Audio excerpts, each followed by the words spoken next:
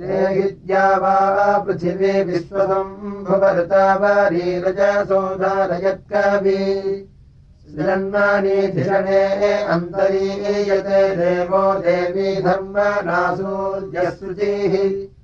गुरव्यचा महिनी असश्चता पिता माता च भुवनानि रक्षतः सुकृष्टामेव पुष्ये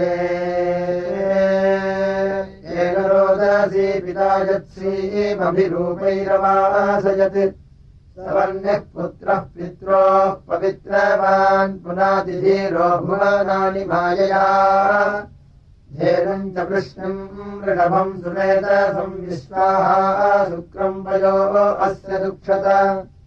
अयम् देवानामपसामपस्तमोजो जजानरोदसी विश्वसम्भुवा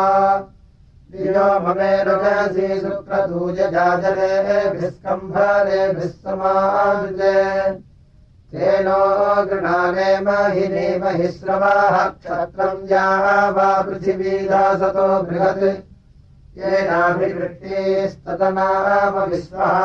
भरायमोजो अस्मे रविन्वरम्